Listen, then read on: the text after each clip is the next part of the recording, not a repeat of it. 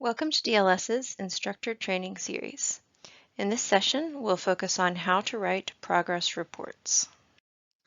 We have three objectives for this session. We first want to create a common understanding of progress report expectations. So what's expected, what your LTS is looking for, what the client might be looking for.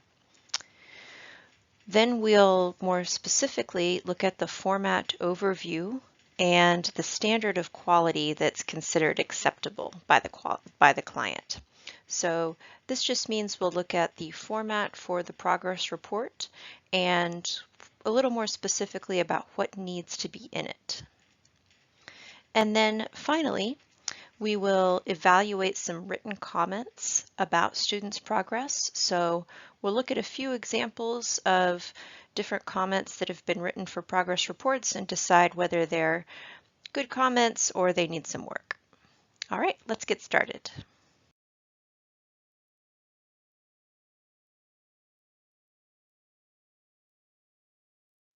So the first question we want to ask is, who reads progress reports and why do they read them? What are they looking for? So first, of course, students read progress reports. And as you know, they read them because they want to understand their level. They want to probably get a little bit of encouragement to know what they're doing well, how they've progressed, and they also want to get a clear picture of what they need to work on. And then progress reports are also read by the LTS, your language training supervisor, and their goal is to see if the student is on track to meet their training goals. So the LTS is going to look at the report and say, okay, is the student on track? Is everything in good shape here? And then finally, the clients will also look at the progress report, and just like the LTS, they want to see if the student is on track to meet their goals, and they want to be aware of any problems that, that the student might be facing.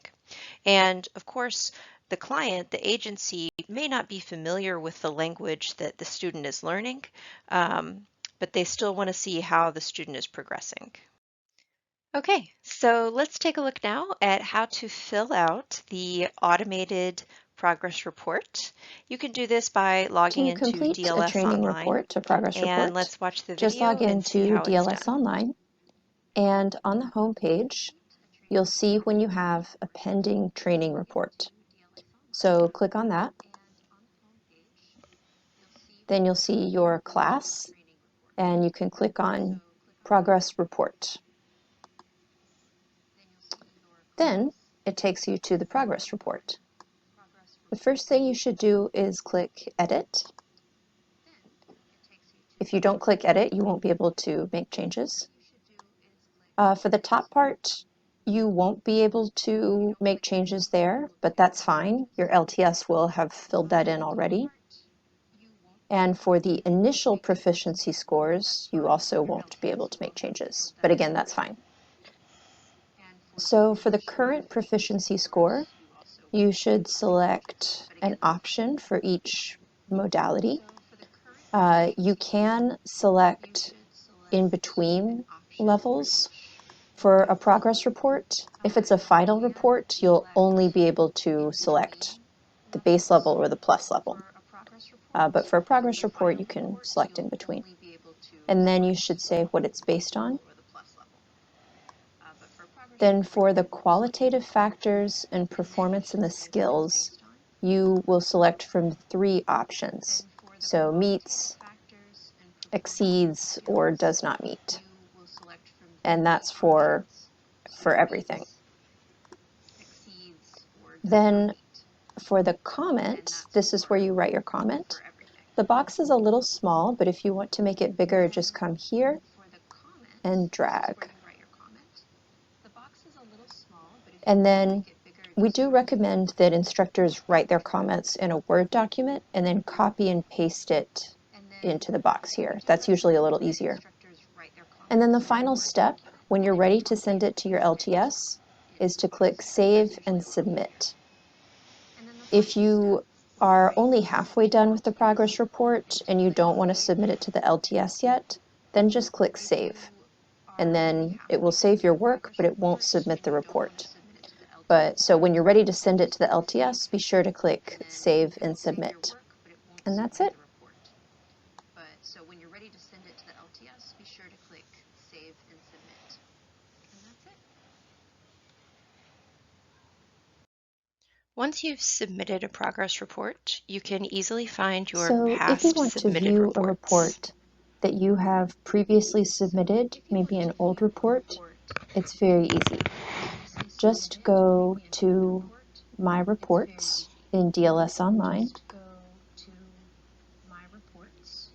and here go to Status, and then you can choose the status. So if you click Scheduled, you'll see your scheduled report here, or you can see completed reports. And if you have completed reports, then you'll see a list of them all here. So this makes it easy to go and check past reports and see which ones you've completed. And you can see all of the different statuses there.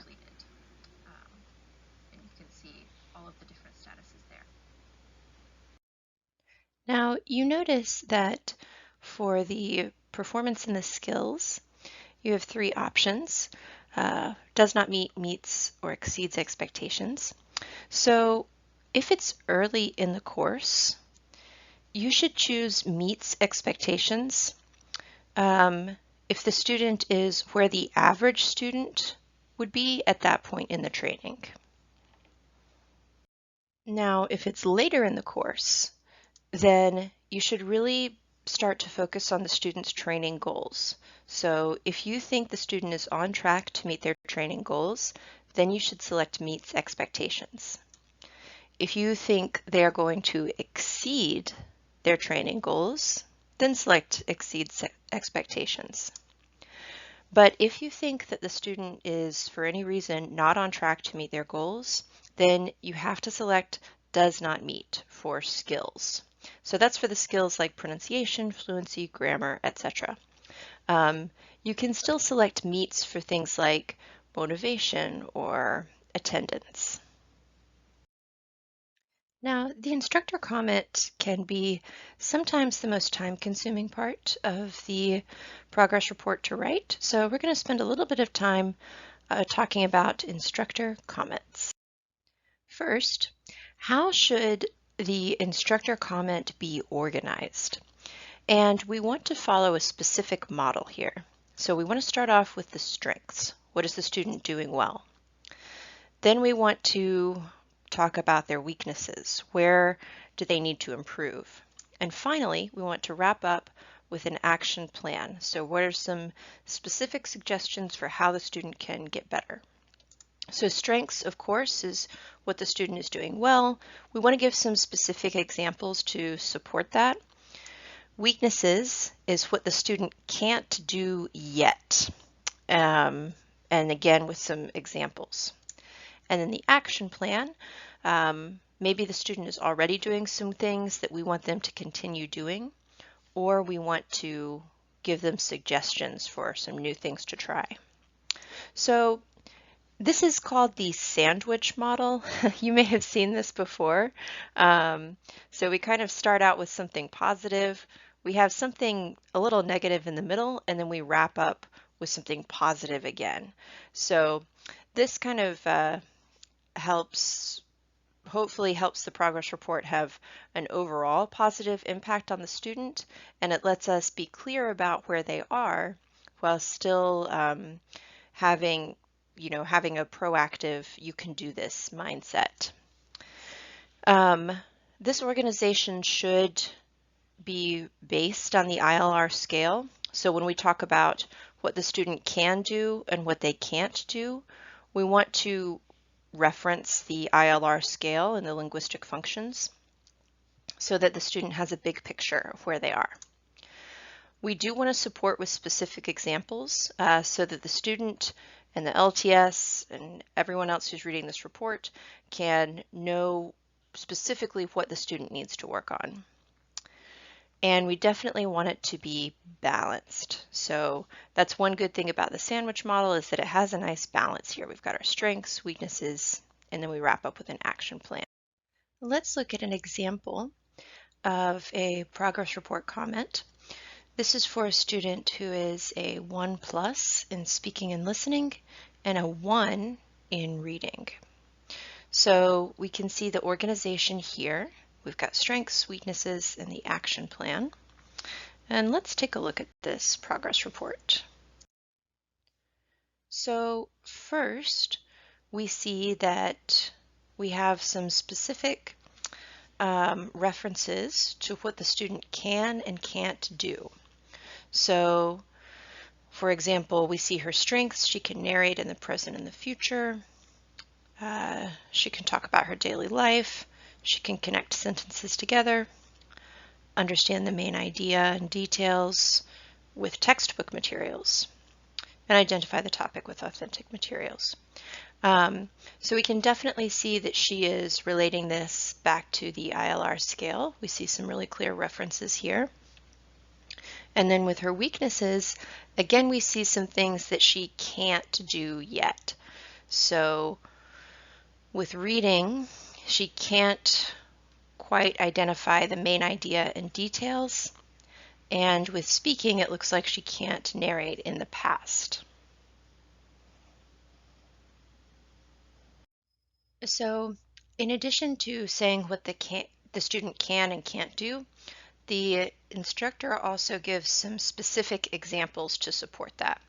So she says she can narrate in the future, and she's improved in future tense use. She says she can't understand the main idea or details when reading because she gets stuck on unknown vocabulary. And then she can't narrate in the past because of these grammar problems. So we see some specific examples to support what she can and can't do. Okay, so now we're going to try this out for ourselves. So here we want to watch a video. You see the interviewer here, and then here's the student. So please watch the video and focus on the student speaking. Write one strength and one weakness that you could include in a progress report. Let's watch the video. I had my back pain. And when I decided when I go to Turkey, some people say there is good doctors and there is good hospitals. When I got Turkey and I talked to the doctors. The doctor says you can MRI. I said okay, but my friend said no, you cannot operation. There is you come for sightseeing, and why you? I said no. This is better than sightseeing to my health. And after that, I talked to the doctor, and I operation my back, and that one is very good for me because before that I had very bad pain in my back. Sometimes when I do physically exercise or physical work, as heavy things, I take heavy things, I had very bad pain. And when I come back from Turkey, everything is gone. And that one is wonderful trip for me. And also Turkey is good place. The people of Turkey have good relation with me, and they very close to Afghan people, and they like the Afghan people. And I also like Turkish people too, because that one is very kind people. Okay. And what city were you in? Istanbul and Ankara. Okay. I operated in Ankara Atatürk Hospital, and after that I came to Istanbul for 5 days. On the 6th day we come. Did you have a chance to do any sightseeing? Before operation, I had 3 days, and after operation 5 days. But when I doing everything very carefully and very, and that I pay attention to my back, and not good, but that one is good for me, like my head is covered. Yes. Yeah. Okay. Yes. That'll.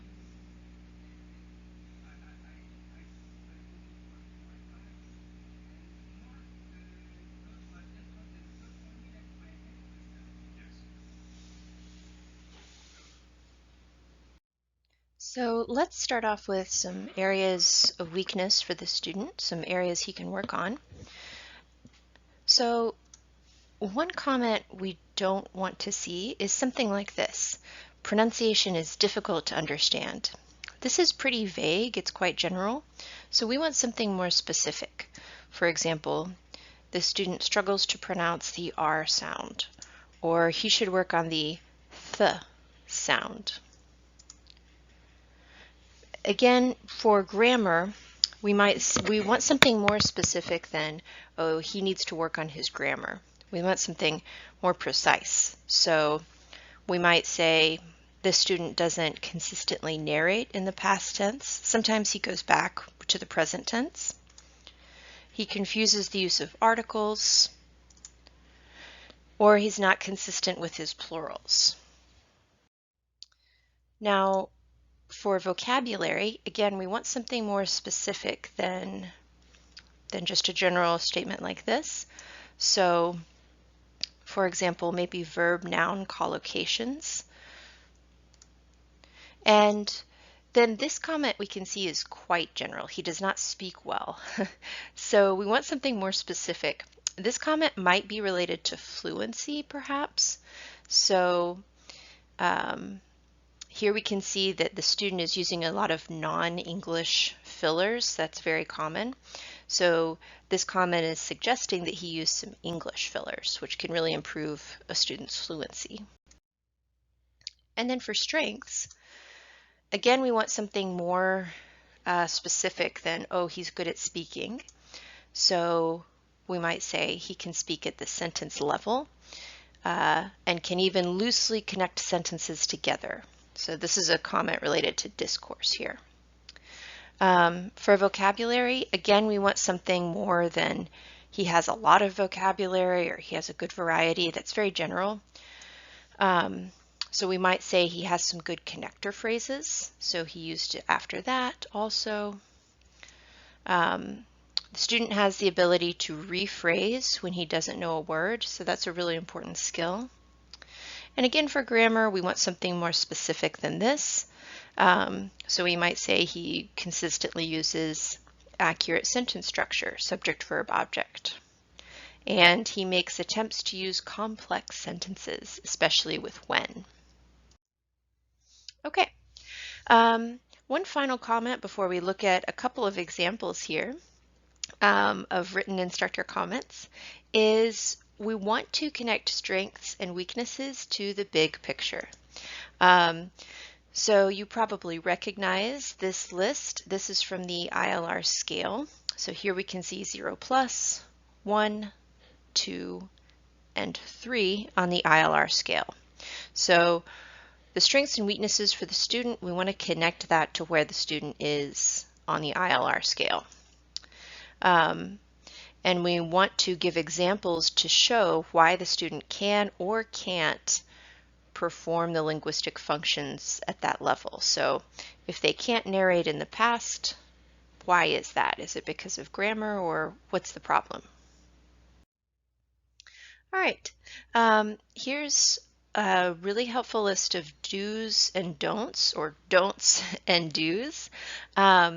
This is also available for you to download from the LMS. You'll see it right below the video for this session. So take a look and check that out as you write your comments for your progress reports. Okay. Next, we're going to get to the final part of this session where we look at a progress report and we're going to evaluate it, say whether it's acceptable or not. So here's a checklist of things we want to keep in mind. It's always a good idea to refer to the student using their first name. We want to follow that sandwich model of strengths, weaknesses, and suggestions. We want to make sure we can see the ILR scale reflected in the comment. so we know where the student is on that scale. We want to see some specific suggestions for improvement. And then we might see some of these comments as well, maybe comments on the student's learning preferences or learning style, maybe referring to their background, maybe they speak a different language, for example. And then some reference to which topics have been studied in the classroom. Okay, so take a look. It's a good idea to maybe pause the video here. Take a moment to read this comment and say whether you think it's acceptable or unacceptable. So go ahead and feel free to pause the video and just read through this comment.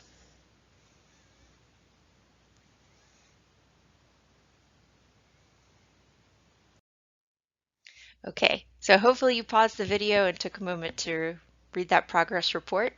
And as you can see, based on what we've said so far in this presentation, this report is not acceptable.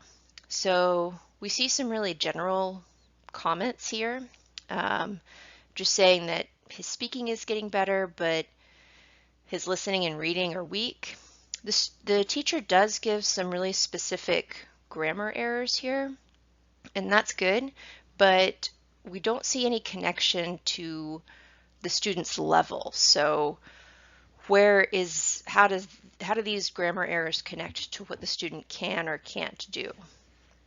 And then again, like, what type of vocabulary should he work on? That's very general. Everyone needs to increase their vocabulary. And then here again, we just see a lot of general comments about listening. He doesn't understand, but we don't know what they're listening to or what the student is missing. Is it main ideas or details? And then we see some very vague suggestions. Listen and read more. So if you were the student, some questions you might have is, well, what should I work on? What should I do next? If you were the LTS, you might be wondering, okay, is the student on track to meet their goals? And if you were the client, you're probably wondering the same thing. So let's take a look at this rewritten comment and see how it's different. So as you read through this comment, you might look for the sandwich structure, so strengths, weaknesses, and action plan. And you might want to see the big picture. So does it mention the ILR levels, and does it provide details to support that? So again, take a moment to pause the video here and read through this progress report. Okay, so let's break this down. So we can see that, yes, we can see a sandwich model here. So we see the positives right here. And then we see some things he needs to work on, some areas he's weak in, and then we see some action points here. So we can see reference to the ILR scale, and we can see some specific details in yellow to support that. And then we can see some nice specific examples for an action plan. Okay, one final topic we want to touch on here is some cultural differences when giving feedback that can arise when you're giving feedback to American students. So one question you may have already encountered before is, how can cultural differences affect feedback? And you can probably think of a couple of times when you think cultural differences may have affected how students received your feedback. And take a moment also to think, what are some differences between your culture and American culture that can affect feedback? All right, so what are some common challenges? Sometimes a student might be offended at feedback. You may have encountered this before. Sometimes American students might be sensitive, or they might feel upset. Or another problem is that maybe you feel you've given the student some negative feedback about what they need to work on, but you may have said it so nicely that the student doesn't understand that you're pointing out weaknesses. So they might think that you're complimenting them. So let's take a look at what's behind this. What's behind these cultural differences. So you may be familiar with this iceberg model where we see these are kind of the visible parts of our culture that we can see, and then these are our values underneath that we can't see. So one thing that can affect this, how we give feedback, one kind of cultural value is power distance. So in a lot of cultures, there can be a pretty big power difference between teachers and students. But in the US, with adults, adults tend to see teachers as equals. And then, of course, indirect versus direct communication. Americans tend to be very direct communicators. And so if a teacher comes from a culture with indirect communication, American students may not understand what that teacher is saying. So what are some strategies for working through these cultural differences? The first one is just being aware. Awareness is the key. If we know something is happening, then we can know how to navigate it better. And then another strategy is to be direct with American students, but try to cushion negative feedback within positive feedback. And we recommend doing this, again, going back to that sandwich model. So following strengths, weaknesses, and then an action plan. All right, thank you so much. If you have any questions, feel free to follow up with your LTS.